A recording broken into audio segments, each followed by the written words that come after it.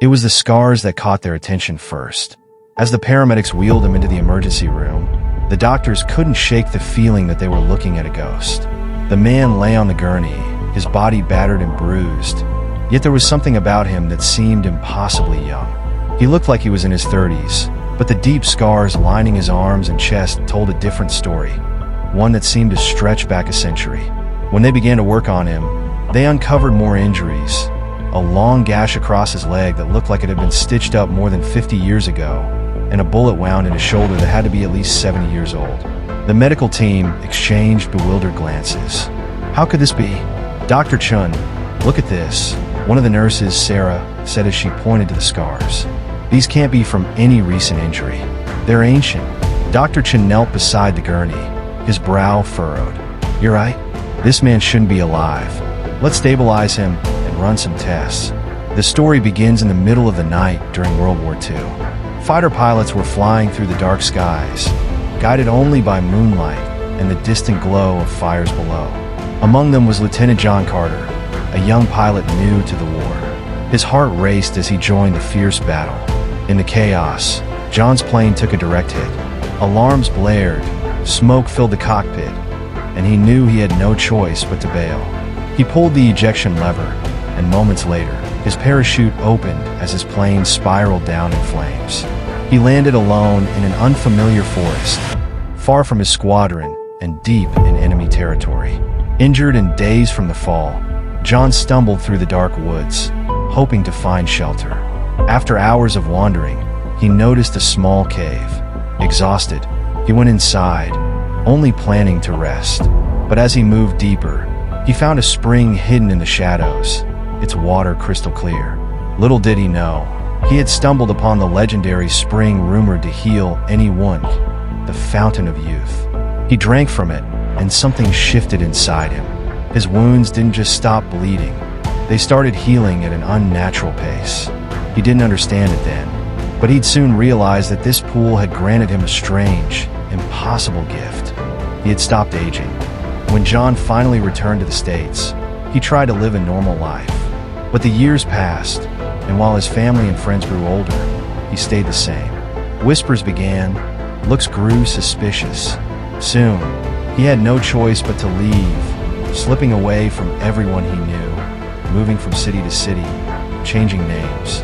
As a soldier who couldn't be killed, John wandered through battlefields as if woven from smoke, untouched by bullets, immune to shrapnel, an enduring shadow on the edge of war. He found his calling in what he knew best, fighting.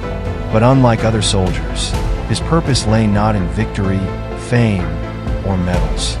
It was simply in showing up where he was needed most. So he traveled the world's dark places, moving from one brutal conflict to another, leaving behind legends of a mysterious, unbreakable soldier. He first reappeared on the snowy hills of the Korean peninsula, clad in the muddy fatigues of Allied soldiers. In the bitter cold, he moved silently through ambushes, guiding scattered men back to safety, facing down ambushes, and walking through mines as if they were no more than snowflakes. His presence spread whispers of an immortal ghost protecting soldiers in the dead of night. Next, he found himself deep in the thick jungles of Vietnam. The heat, the insects, the impenetrable foliage, all weighed on him. Yet he pushed through every operation, setting ambushes for unseen enemies and dragging wounded men out from under heavy fire. In this jungle, he took on an even more mythical reputation. They called him the Wandering Shadow, who appeared in the hardest fights, vanishing like mist before dawn. By the time he reached the vast deserts of Iraq, technology had changed, but he had not. He waded through clouds of burning oil, and soldiers swore they saw him walking calmly through sandstorms that grounded entire divisions. He moved among the machines of war, stealth bombers, tanks, and missiles, seemingly out of place, a relic of a bygone age of warfare. His exploits there became the stuff of whispered rumors, of soldiers saved from ambushes and rescues made under impossible odds. But with each war, he grew weary. He watched as young soldiers died around him, saw the same tragedies replayed in different countries, with only the languages and landscapes changing. The politics became increasingly tangled. and he struggled to find meaning in the endless cycle of violence. Eventually, he grew disillusioned, tired of world leaders who turned nations into battlegrounds for their own agendas. War felt more like a game with pieces moved by hands far from the battlefield, and he was simply another pawn, cursed to fight without end. One night, as he watched the desert sun setting over a distant horizon, he realized he had grown tired. The unchanging soldier who had seen generations come and go felt a deep longing for the simple peace he had left behind long ago. And so, for the first time, he decided to turn his back on war. He packed up his gear, the weight of countless battles heavy on his shoulders, and left for home, finally ready to find out if there was life for him outside the battlefield. It was then he met her, Anna. John had never been a fan of coffee shops, but today, fresh out of the hospital, he decided to give Brewed Awakenings a shot. As he approached the counter, ready to order a black coffee, chaos erupted. "Watch out!" someone yelled. John turned just in time to see a woman stumble back from the counter, a tray of drinks flying through the air like a scene from a bad movie. "Ah!" she screamed, flailing her arms. She crashed into John, sending him tumbling into a chair. "Oh my God, I'm so sorry. Are you okay?" "Yeah, I'm fine, but your coffee skills need work," he said, rubbing his shoulder. She laughed, her eyes bright. "I'm Anna. John. So, you come here often to practice your juggling?" "Only when I want to keep the floor clean," she joked, then added, "Do you always get knocked over by strangers?" "Only the cute ones," he shot back, and they both laughed. After a moment of silence, Anna suggested, "How about we grab a coffee together? You know, for support?" "Sure, but promise not to spill on me again," he replied. "Deal," she said, leading him to the counter. After ordering, they sat at a small table. John took a sip of his black coffee, and Anna made a face. "Wow, that's like drinking dirt." "Hey, at least it's not boring," John said, chuckling. "I like my coffee sweet." "Thank you very much," Anna replied dramatically, making John laugh harder. They chatted easily, and when Anna pulled out her phone, she said, "We should keep in touch. I need someone to practice my coffee skills on." "Definitely," John said, pulling out his own phone. "I promise to only spill coffee on you once a week." She laughed as she typed in her number. "Perfect. I'll let you know when I'm ready for the big spill." As they exchanged contacts, John felt a spark. "So, when's our first official coffee date?" "Tomorrow," Anna suggested. "Sounds good, but this time no spills." "No promises," she replied with a wink. As John left the coffee shop, he couldn't help but smile. Coffee and chaos had led him to someone special, and he couldn't wait for their next adventure. Anna made him feel alive again, pulled him back from the isolation he'd settled into. She was warm, vibrant, full of life, and he felt, for the first time in what felt like forever, like he could finally stop hiding. After 2 years together, John decided to take the plunge. He planned to propose and make her the one part of his life that would be constant. But then, the Ravens came into their lives. The Ravens were one of the most feared gangs in the city. Their leader, a man known only as Ghost, was a shadowy figure with a deadly reputation. Rumors said that no one had ever refused him anything, at least not and lived to tell about it. And now, Ghost had his eye on Anna. "I'm not interested," she'd said firmly one night, after one of the Ravens had approached her in a bar while she was out with friends. She'd laughed it off with John later, but he couldn't shake the feeling of dread in his gut. "Pumpkin, maybe we shouldn't. Maybe we should leave town," John suggested one night, concern shadowing his eyes. "Leave? For what?" "I'm not scared of some thug."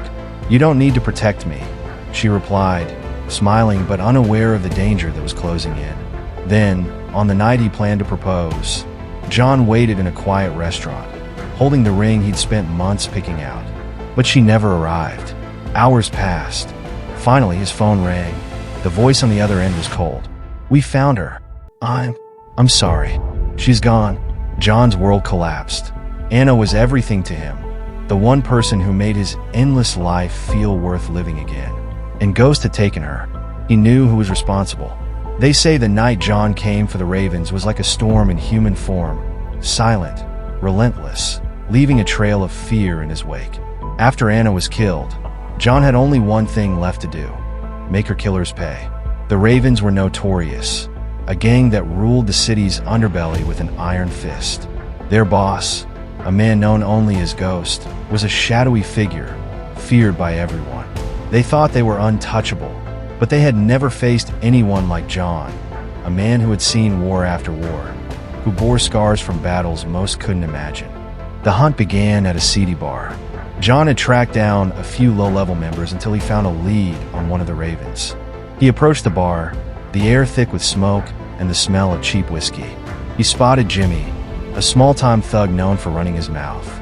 John walked up behind him, leaning in close. "Where's Ghost?" John's voice was low, laced with quiet menace. Jimmy turned pale, recognizing the look in John's eyes. I don't know, man. I swear." John grabbed him by the collar and dragged him outside. "I'll ask again. Where is he?" "I swear I don't know, but I think Carlos would." Jimmy blurted out, desperation in his voice. "Good," John replied, releasing him. Jimmy crumpled to the ground, gasping for air. John had no time to waste. He had to move. After the encounter with the Jimmy, word spread quickly about the man hunting the boss. John wasn't just any man. He was a soldier with decades of experience, a ghost himself with a history that couldn't be killed. He moved through the streets like a shadow, finding each raven and demanding the same question. "Where's Ghost?" Carlos was one of Ghost's lieutenants. He found him at a strip club on the outskirts of town. As John approached, Carlos noticed him and stammered, "You, the guy who was with Anna." In an instant, John was upon him, pinning him against the wall. "Where's Ghost?" he demanded. "I swear, man, it was Ghost's call. He wanted Anna gone," Carlos shouted, fear creeping into his voice. "You know where he is," John pressed, fury boiling in his veins. Okay. He's at the old church on Lincoln. But he's got protection. You won't make it," Carlos cried. John released him, and Carlos sank to the ground, shaken. "I'll make it," John said, his voice cold. The storm was brewing as John made his way to the church, thunder rumbling in the distance. He felt the weight of his purpose, the ghosts of his past pushing him forward. When he arrived, the church loomed ominously, a relic of a forgotten time, cloaked in shadows. Inside, the flickering candles cast eerie patterns on the cracked walls. The place smelled of mildew and decay. John stepped carefully, his senses alert. He could feel it. Ghost was close. The ravens were huddled inside, laughing, unaware of the danger that lurked just outside their doors. As John moved through the pews, he saw a ghost standing at the altar, looking calm and collected, a sinister smirk spreading across his face. "Ah, the old soldier returns," Ghost taunted. "You've come to die, haven't you?" "No," John replied, his voice steady. "I've come to make you pay for what you did to Laura." Ghost laughed, pulling out a gun. "You think you can take me? I've dealt with your kind before." The fight that ensued was brutal, a clash of wills where time seemed to stand still. John moved like a force of nature, memories of battle flooding back to him.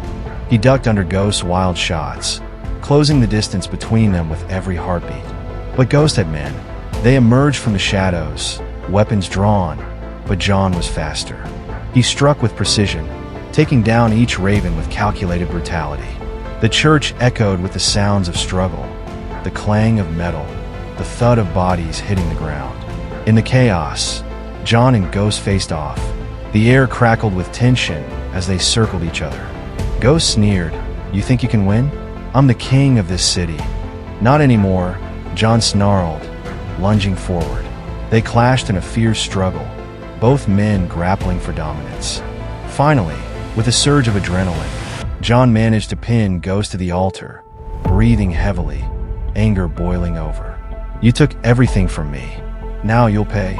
With a swift, final blow, John struck, and Ghost fell silent, his reign of terror ending in the echo of that abandoned church. But John had taken a share of damage too, his body torn up, bleeding from multiple gunshot wounds. That's how he ended up in the hospital, barely conscious, strapped to a gurney, muttering Anna's name under his breath. The doctors stitched him up, though they couldn't ignore the strange, ancient scars on his body. Dr. Chin was the first to notice. "These look like old bullet wounds, almost as if this can't be right. Some of these look like they are from the 40s, he whispered to a nurse, who stared at John in wide-eyed confusion.